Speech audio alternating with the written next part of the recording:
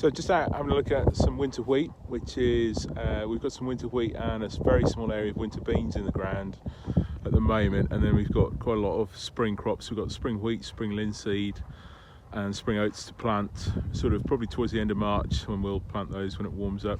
But just thought I'd show you what the winter wheat's up to at the moment.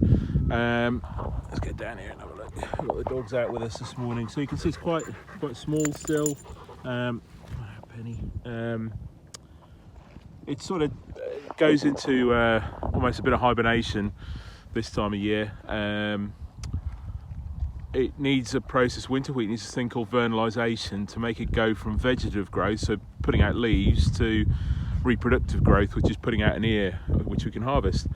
And it needs a cold snap, so it needs temperatures below 5 degrees for several continuous days, and that makes it realise that it's been through winter and we're heading into spring now shortly. So there's not a lot to see or to do on the wheat crop at the moment.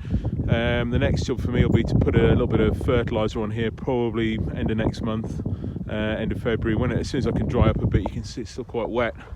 This is just on the headland, on the tram lines. We call these tram lines the tracks that we drive up and down. So this is our sort of headland tram line here. As you see, I'm not going to want to drive a tractor on that anytime soon, because I'll just sink in and make a bit of a mess. So whenever it dries up, we'll get a little bit of fertiliser on. This crop will start to move probably towards the end of February once it warms up. They're very sensitive to temperature and day length. It's day length more than temperature probably that makes crops grow. So as the days get longer, they'll start to grow a bit. So yeah, we'll keep you brief through the spring on this one. Good morning, hi. It's Friday morning, so I'm just going to load a lorry load of winter wheat. He should be here any minute. So I just got the grain store open. I'm in the grain store here. You can see the big pile of wheat behind me. So this wheat's going off. They're probably going to an animal feed ration as feed wheat. Unfortunately, it's got a slight mycotoxin problem, which that is a legacy of the rainfall last August. We had a lot of rainfall, and that pushes up a little fungal growth in the grain called mycotoxins. If you get wet weather at harvest, that's what you get mycotoxins. And so unfortunately it's not good enough to go into the human food chain, but it's fine to go into animal food chain. It's not very harmful or anything, don't panic. So we're just, we've still got a couple of 100 tonnes in here, probably, I don't know, maybe 150 tonnes still in here to go. I'll just take you and show you the loader outside here. You can, so I load it with our JCB with a load all here. To give you an idea, this is the bucket. I can just about fit in the bucket. Quite a big bucket. So the bucket holds about 2 tonnes of grain each time. And yeah, we'll get the lorry loaded.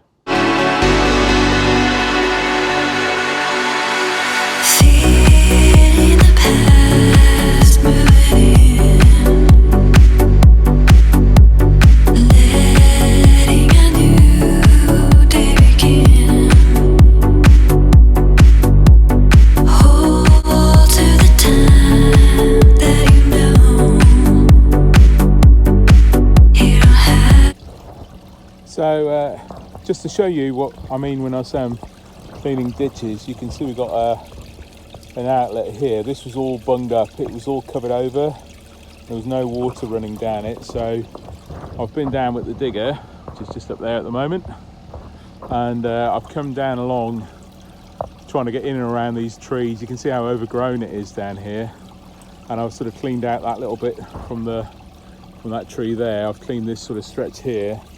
I've just come down with my spade now and unblocked all this by hand. You can see how much water, that was all just sitting in the ditch, and then that just backs up the pipes and into the field. So there's quite a lot of water running down here now and getting away. So when I say I'm cleaning ditches, this is what I'm up to. It's a bit of digger work and a bit of spade work and a little bit of detective work to try and find all these buried outfalls. Quick update on the chicks. Thanks for all your name suggestions. We had some great suggestions. Cluck featured a few times, and Cluck Norris, and Dora the Explorer was one I really liked as well. You just see they're starting to feather up a little bit now, and they're actually quite a calm. But I know it doesn't look on the video here, but they're actually quite a calm. They're a nice little bunch of chicks. So yeah, they're doing all right.